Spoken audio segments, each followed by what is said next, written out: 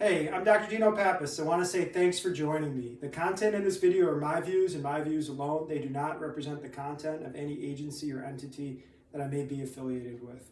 This past weekend was Thanksgiving, and I was back home in Chicago. And Chicago and Thanksgiving means turkey trot season. Turkey trots are usually the end of the running season for most runners in the Midwest because winter's about to come. And with winter comes snow, freezing rain, bad road conditions, may get run over by a car, you may slip and fall in the forest preserves, and on and on and on.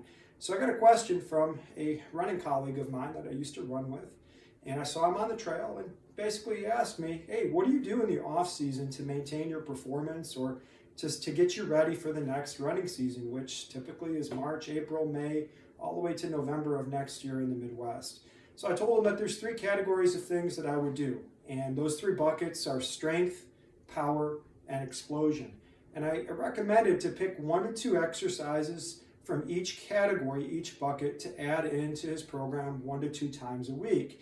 If you're a beginner, maybe it's pick 1 from each category and perform 1 time weekly. If you're an intermediate runner, pick 2 from each category and perform 1 time weekly. If you're an advanced runner that's trying to qualify for Boston, maybe that's your goal, pick 2 from each category and perform twice weekly. In the strength bucket, we typically recommend 3 to 6 sets, 6 to 12 reps, moving weight 60 to 75% of your maximal levels. I like to use the squat, the deadlift, the split squat, and a loaded high step-ups. And I'm going to demonstrate about 1 to 2 reps from each category. I'm at home today, so I don't have the privilege of having a gym, so I'm going to demonstrate with the sandbag. This is an 80-pound sandbag, and either can be in the front rack position or in the back squat position. Again, it's a little easier to carry this in front at home. And we're going to squat down to about 3/4. That's about 75% to 90, to maximal depth of the full squat. It's about 90 degrees. And come on up. Again, you want to use a weight, 3 to 6 sets, 6 to 12 reps, 60 to 75% of your maximal levels that you can control. The next strength training maneuver is a deadlift. Deadlift is you're mimicking picking something up from the ground. So what I'm going to do is grab onto the handles. I'm going to sit back in a comfortable position, brace my core, and just pull straight up like I'm pulling something from the ground. Side view, hinge back, hinge up and through. Okay. A split squat is the next variation. For this, I'm going to use a kettlebell. We're going to use a chair behind me. I'm going to grab onto weights in front of me, in this case a kettlebell. And for this position here, I'm not going to go down. I'm actually going to hinge back, put my butt towards my heel, then bring it up and through, hinge back, bring this guy up and through. Again, this is a good strength training maneuver in split stance, one leg in front of another, that can activate that posterior chain and help you improve running strength. The last one is a loaded high step up. Grabbing onto some weights, dumbbell, or in this case a kettlebell. Hold this guy close to me and then come up onto the step. You can do forward step ups, lateral step ups to work the lateral plane of movement, or rotational step ups where I'm going to twist and pivot, bring myself up and bring myself back. And I recommend doing all 3 variations, 3 planes of motion, because your body has to move in 3 planes, even as a runner. The next bucket involves 4 movements: a hang clean, a snatch, a kettlebell swing, and a med ball or sandbag slam exercise. With a hang clean, we're going to be using a weight that can be a dumbbell, a barbell. In my case today, it's going to be a sandbag, and we're moving it from just between knee to shin level up to shoulder level. The key with power movements is speed of movement. So not necessarily weight, but how fast you can move and control the weight. Typically 3 to 6 sets, 4 to 8 reps, 40 to 50, 40 to 60% is what I recommend. In this case, I'm going to grab my sandbag.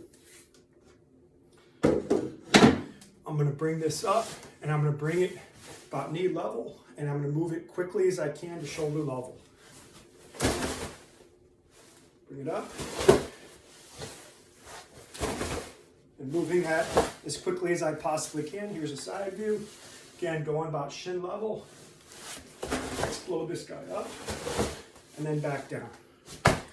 The difference between a hang clean and a snatch, hang clean will stop at the shoulder. Snatch continues all the way up in one fluid motion. So I'm going to bring this up here, above as rapidly as possible. Bring it up, bring it down. Side view. Bring this guy up. And then bringing it down as quickly as possible. It's a little harder with the sandbag. It involves more control. It's a little bit easier with a barbell because there's less moving or shifting weights. The last two are the kettlebell swing. Grabbing a kettlebell around the handlebar.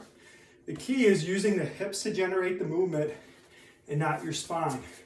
Not bending at my back, but letting my hips generate the movement. This is a hinge movement. It's only going up to shoulder level and then coming back down. We do not want to extend the kettlebell overhead. That does not produce additional benefits and may increase the risk of injury. Forward view. And again, moving the weight as quickly as possible is the goal. The last in this bucket is a med ball slam, grabbing a medicine ball and slamming it into the ground, slamming it into the wall diagonally, tossing it overhead. Being at home today and making this video, I don't have a medicine ball. I don't have the opportunity to slam it. So I'm just going to use my sandbag. I'm just going to do over the shoulder tosses. Bring it up, bring it over, and move as quickly as possible. Again, that was power category, 4 movements there. Last category is the explosion category. For runners, you can build some explosion, getting the legs to turn on over by running up a hill as fast as you can, or doing something called a scissor jump. Lunge position, coming up, and exploding. I typically recommend 30 to 60 seconds, as many explosions and as high as you can go during that time. I also will recommend something called a bench blast, where somebody will have a chair or a table, push themselves up and land, and continue that for 30 to 60 seconds. The last major explosion exercise that I recommend is a speed skater, where a person is moving laterally. Touch, touch, and they're moving side to side as quickly, as rapidly as possible during that 30 to 60 second period, working on maximal explosion, bounding laterally, recovering, and going the opposite way. So, my name is Dr. Dino Pappas. Thanks for watching this video. If you like the content in this video, please turn on those notifications and hit subscribe. Happy holidays to all you out there, and to your runners, time to train. I was kind.